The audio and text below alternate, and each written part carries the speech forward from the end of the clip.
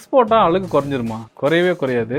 அழகான hair cut choose பண்ணலாம். பொதுவா நம்ம யூஸ் பண்ற ஸ்பெக்ஸோட ஷேப்க்கு ஏற்ற மாதிரி நம்ம ஹேர் ஸ்டைல் சூஸ் பண்ணணும். ஏன்னா ஸ்பெக்ஸோட ஷேப்பும் சைஸும் நம்ம ஃபேஸை வந்து ஆல்ரெடி ஃப்ரேம் பண்ணிடும். என்ன பிரச்சனைனா நீங்க தப்பான ஹேர் ஸ்டைல் சூஸ் பண்ணீங்கன்னா ஃபேஸ் வந்து அன்பேலன்ஸ்ட் ஆயிடும், இருக்கிற அழகும் ஹைட் ஆயிடும். ஸோ நீங்க வந்து ரவுண்ட் இல்ல ஓவல் ஷேப் கிளாஸஸ் யூஸ் பண்றவங்களா இருந்தீங்கன்னா பிக்ஸி கட் பண்ணலாம், பாப் கூட சைட் செட் பேங்க்ஸ் ஆட் பண்ணலாம், லாங் லாப் வந்து பண்ணலாம். ஸோ இது ஒரு மாடர்னான யூத்ஃபுல்லான லுக் கொடுக்கும். Next square and rectangular shapes வந்து யூஸ் பண்றவங்களுக்கு இவங்க வந்து இந்த ஷோல்டர் லென்த் இல்ல மீடியம் லென்த் ஹேர் ஸ்டைல்ஸ் வந்து சூஸ் பண்ணிக்கலாம். இது கூடவே வந்து கர்டன் பேங்க்ஸ் ஆட் பண்ணலாம். இந்த கர்டன் பேங்க்ஸ் என்ன பண்ணுன்னா ஐஸ்க்கும் கிளாஸ்க்கும் இருக்க பேலன்ஸை வந்து அட்டென்ஷன் சீக் பண்ணும். இது மட்டும் இல்லாம கிளாஸோட சைஸ் கொஞ்சம் பெருசா இருந்தாலுமே அப்பியரன்ஸை பேலன்ஸ் பண்ணி கொடுக்கும். நெக்ஸ்ட் ஓவல் இல்ல ஹார்ட் ஷேப் கிளாஸஸ் யூஸ் பண்றவங்களா இருந்தா ஸோ இவங்கலாம் loose layers, high ponytail, side braids இந்த மாதிரி சூஸ் பண்ணிக்கலாம். இது என்னன்னா எலகண்டா ஃபேஸை நல்லா ஃப்ரேம் பண்ணி கொடுக்கும். அது மட்டும் இல்லாம உங்க கிளாஸஸ் கூட எந்த கிளாஷும் இருக்காது. சரி, ஹேர் கட் பண்ண வேணாம், வெறும் பேங்க்ஸ் மட்டும் பண்ணா போதும் அப்படின்னா